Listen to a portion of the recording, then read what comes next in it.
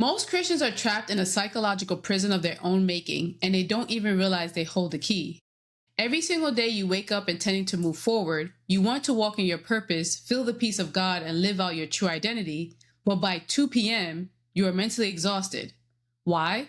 Because your mind is locked in an invisible, exhausting civil war. You are trying to build a future while your brain is actively forcing you to relive the shame, mistakes, and anxieties of your past. Here's why you should care about this. If you do not learn how to break this loop, your past will literally steal your future. You will spend the next 5, 10, or 20 years reacting to old wounds, letting fear dictate your decisions, and missing the new thing God is trying to do in your life. Prayer alone isn't breaking the cycle because you are ignoring the exact biological machinery God gave you to change it.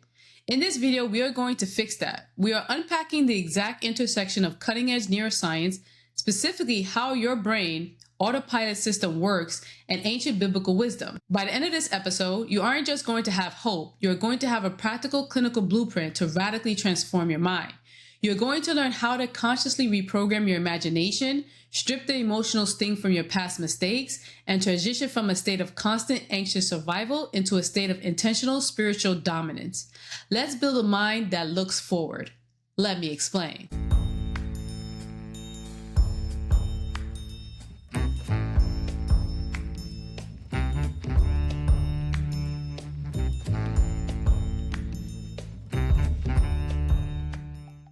Welcome everybody to the Ease Your Mind podcast. My name is Christina Adrian. I'm a licensed mental health counselor, teaching everything I can about the intersection of mental health and biblical wisdom, healing minds, restoring faith, and renewing purpose. Don't forget to like and subscribe if this channel has blessed you in any way. And thank you for all of you who have supported me thus far. And what if I told you that when God tells you to forget what lies behind, he isn't just giving you a spiritual pep talk. He's actually giving you a neurobiological instructional manual. If you're a Christian who struggles with anxiety, shame, or the constant replay of your past mistakes, you've probably tried to just pray it away with a short, quick prayer. And when that didn't work, the shame got heavier. You started wondering, is my faith too weak? Why can't I just move forward? Let's talk about the brain on replay. Deep inside your brain is a network of interconnected regions known as the default mode network, the DMN. Think of the DMN as your brain's internal monologue or autopilot. When you aren't actively focused on an external task, when you are washing dishes, driving, or lying in bed trying to fall asleep, this network automatically fires up. Its primary evolutionary function is mental time travel. It looks backward to analyze threats you've already faced and looks forward to anticipate threats you might face to be prepared for it. But in a mind carrying trauma, anxiety, or unresolved shame, the DMN becomes hyperactive.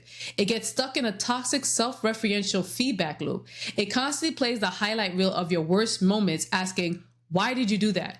How could you let that happen? What if you fail again? This is where clinical psychology meets spiritual reality. When you are stuck in this loop, you are spiritually paralyzed. And this is precisely what God is addressing in Isaiah chapter 43, verse 18 and 19. Remember not the former things, nor consider the things of old. Behold, I am doing a new thing. Now it springs forth. Do you not perceive it? Notice the mechanics of that command. God doesn't just tell you to stop looking back. He immediately redirects your focus. Behold, I am doing a new thing. In neuroscience, we call this shifting from the default mode network to the task positive network, the TPN.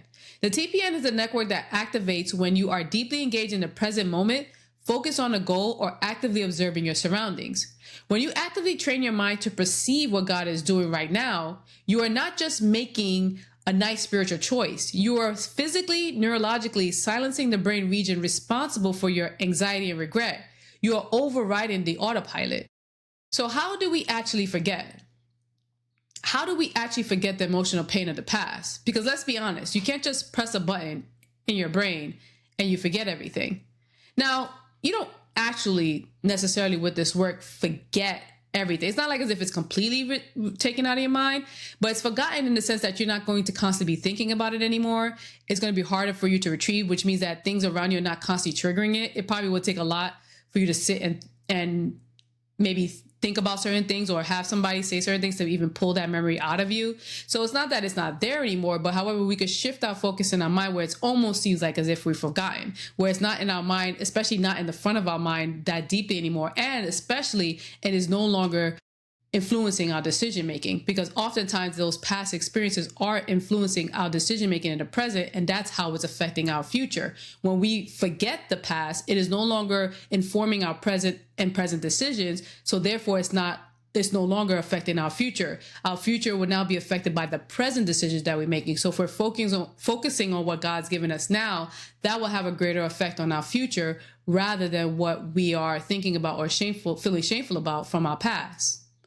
Now let's talk about the biggest barrier to your transformation, the belief that you cannot change how you feel about your past. For decades, the scientific consensus was that once a memory was consolidated in the brain, it was permanent. We believe memories were like files saved on a hard drive, static, unchangeable, and locked away. But groundbreaking neuroscientific research on memory reconsolidation completely rewrote this rule. We now know that when you recall a memory, it doesn't just open as a read-only file. Instead, the brain physically pulls that memory back into a malleable, fragile state. For a short window of time, that memory can be edited, updated, and changed before it is saved back into a long-term storage. And this is often what we are doing with trauma work. So it's not that we're denying the trauma that happened. It's not that we're going to try to tell ourselves something different. Well, sometimes you have to tell yourself something different, because if you tell yourself that I was abused because I am weak, yes, you do have to tell yourself something different. However, we still know that the abuse happened. So I just want to make it clear that we're not necessarily going to go back, and we can't change what happened. We can't change the factual, physical things that may have happened that we remember. However, we might want to change, like I was saying, some of those beliefs that came from that experience that are actually wrong. And then that changes the emotion. So now when we think about the past, yes, we still think about the same thing, but we notice we think about it differently. We also feel things about it differently, and we gain new insights about it that we probably didn't have before.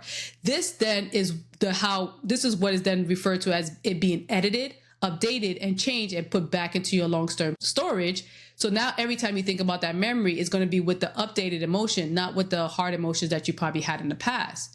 So if you recall a painful mistake while feeling intense shame and physical panic, your brain saves that memory back down with an even stronger emotional charge.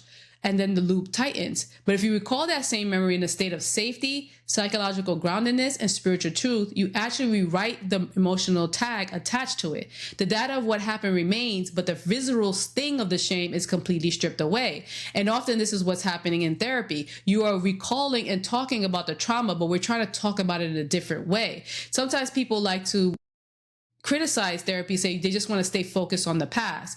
No, if you are in therapy and you're just talking about the past and nothing is changing about how you think about it, then yes, maybe you're getting bad therapy. But the goal of going back to the past is to help you to update it, edit it, and change the way that you see these experiences and the way the experience has affected the way you see you, to update it in a way so that it's no longer bringing up a lot of shame, anxiety, sadness, or anger towards the self. Then once it's updated, now we can eventually move on, because until you do that, ignoring it is not going to help, because that past pain and emotions is going to keep coming up and it's going to affect you anyway. And that's why when people think that they could just ignore their past and trauma and ignore their pain and they can move forward without you realizing it or not, subconsciously, that past pain is informing your decision making now, and you have less control over it. At least in therapy, when you're talking about it, working through it, you are now gaining more control over what you did not have control over in the past. When that trauma happened to you, you did not have control over what happened. But now talking about it the way that you are now, here in a safe space, and it doesn't always have to be therapy. Sometimes people find other safe spaces.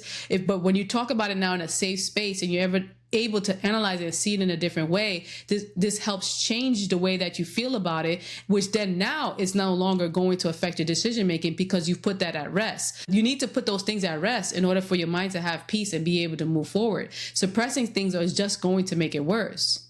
And this is the biological blueprint behind the words of the Apostle Paul in Philippians chapter 3, verse 13 to 14. It says, "But one thing I do, forgetting what lies behind and straining forward to what lies ahead, I press on towards the goal." When Paul talks about forgetting, he's not talking about neurological amnesia.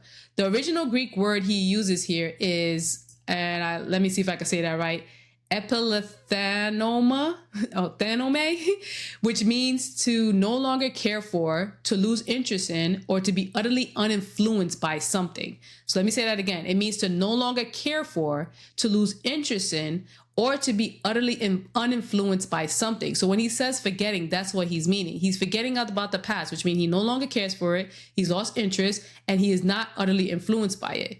You do not need to erase your history to walk in freedom. You need to reconsolidate it. Every time you bring your past to the light, pairing your painful memories with the reality of God's grace and your clinical grounding tools, you are physically rewiring your neural pathways. You are rewriting your neural pathways. You are stripping the past of its powers to influence your present.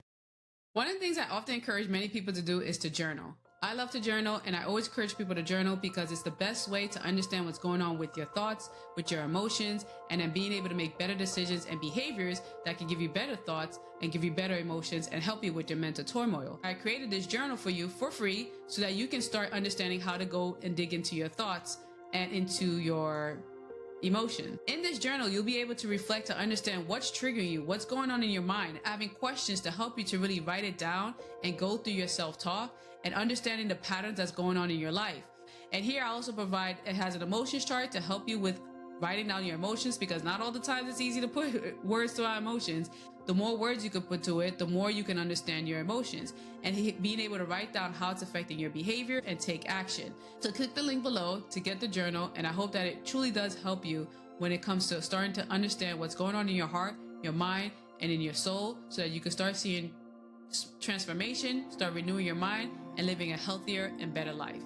Now back to the show. Going back to the definition, oftentimes we need to get to a place where we no longer care, where we lose interest in the things that happened to us in the past. Not because we don't care. Let's not think about this like a lack of empathy. And that's why I want to focus more on the last definition, is to be utterly uninfluenced by it. When you work on it, when you forget about the past is no longer influencing your present, which means it will no longer have any influence into your future.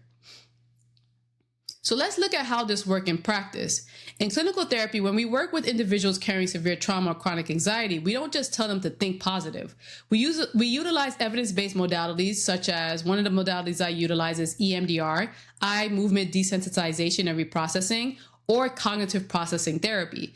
These therapies work by having the client access the distressing memory while simultaneously engaging in bilateral stimulation or deep nervous system regulation. By keeping the body calm while the brain recalls the storm, we teach the brain a new truth. That event is in the past. I am safe right now. Because remember, the brain doesn't know the difference between imagination and what happened. That's why when we think of the past long enough, or when someone has a flashback, your body and your mind reacts as if it's just happening in the moment, because to your brain, it is happening in the moment. And this is why we want to recall and bring up the trauma in a safe environment, because now when you do that, the brain is getting a different message and realizing, oh no, this event is in the past. I am actually safe now. So it allows your brain to make that separation and no longer make the past present. The brain can now properly categorize it, where the past is going to stay in the past and the present is going to be in the present. Oftentimes when you're dealing with trauma, you have to train the brain in order to do that, because often it's going to intermingle all of it, because the way that the trauma affects our brain, it's like the file cabinet. So it's like as if somebody just spread out everything in the file cabinet and all the files and papers are not organized anymore, and things in the past is now in the present, and then now they're always affected and influencing one another. So we're training the brain to have a new truth.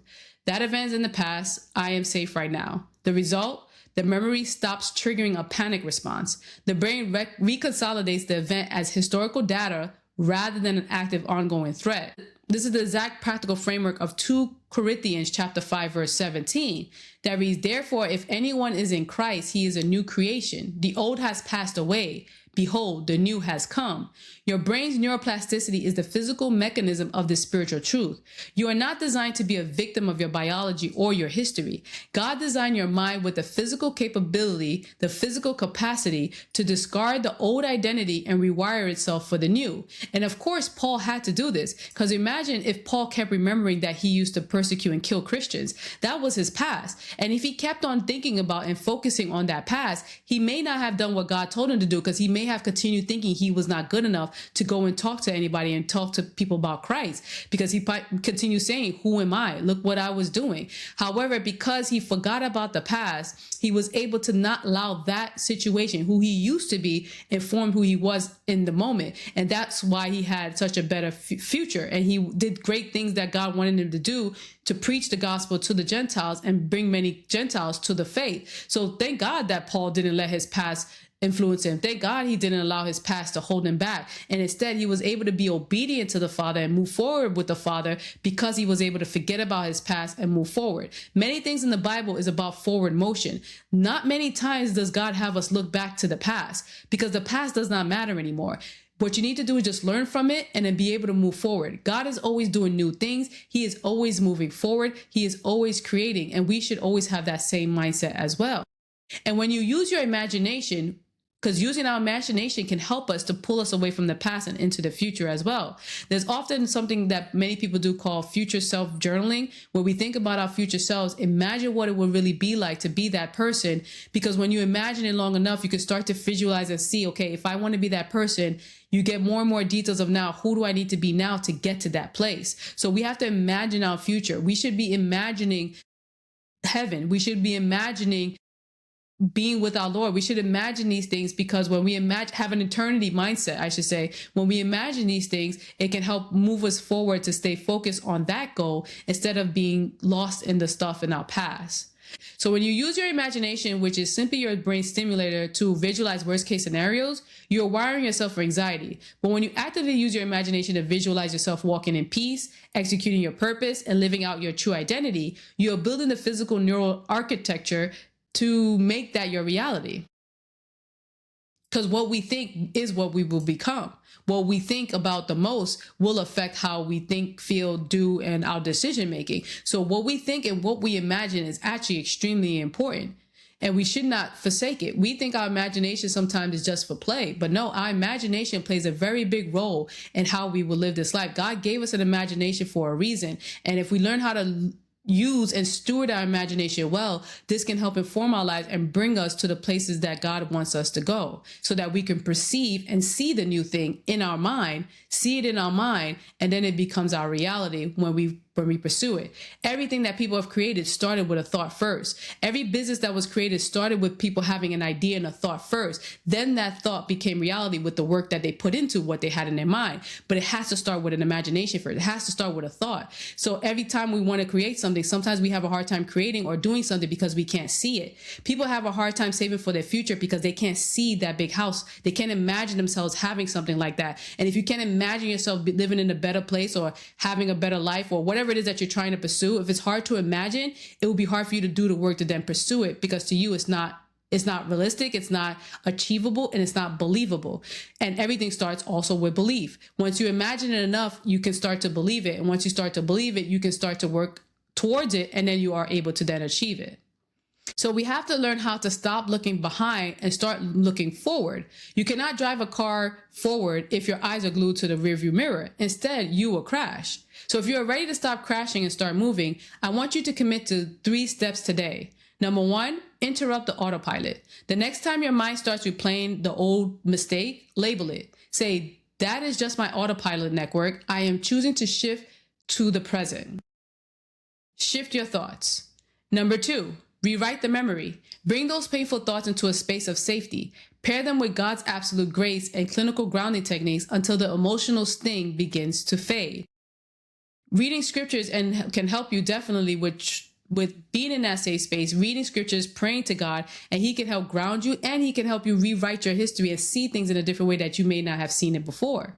This kind of reminds me of the movie Inside Out. In the first Inside Out, one of the things you notice in the movie is that when I think sadness came, I don't remember it vividly, but however, there was one particular way that the main character kept remembering something, and then the brain had to show them the other side that the person was not thinking about it. So that's why I said many times it's not you thinking about or making up certain things, it's that sometimes you don't see it from a different perspective because your mind is focused on one. Because you could have been feeling a lot of different emotions in that scenario, but the sadness is going to tell you something different than the anger you was feeling in that scenario, which is going to tell you something different from the confusion you was feeling in that scenario. All of them have a different perspective, and it's good and important to see all those different perspectives, and it can help us with rewiring the memory and rewiring that story. And number 3, design the future. Use your imagination for vision, not worry. Focus on the goal ahead. Use your mind to imagine all the things that you want to do and accomplish and how you can get there. And dream big. It's your mind. Why hold yourself back from being able? Sometimes people hold themselves back. It's like, but it's just you. It's just you and God. That's it. So why not dream big? Now, sometimes people are afraid to dream big because they're like, what if it doesn't happen? I'll be disappointed. But at least if you dream big and think about it, it might push you to actually at least try. And this is one of the reasons why I often do vision writing with some of my clients. Writing about your future self. How does you want your future self to look like when it comes to your relationships, when it comes to your career, when it comes to your personal life, your spiritual life, your mental life? Write it all out. Try to see it and really imagine it so that that imagination can become a reality. You might not get everything that you want, but if you imagine something and pursue something, you're going to get a lot further than if you don't do that at all. So remember, interrupt the autopilot, rewrite the memory, and design the future that you want. I would like to hear what you think in the comments below. Tell me, what is one thought or label from your past that you are choosing to leave behind today? If this spoke to you, subscribe to the channel, share this with a brother or sister in Christ who needs to hear it. And remember, your past does not define you. You are who God says you are. Don't forget to subscribe to this channel to help push this content to help more people like you. Once again, I appreciate all of you who have supported me thus far. Thank you for watching this video. Like, subscribe, share, and until next time, take care.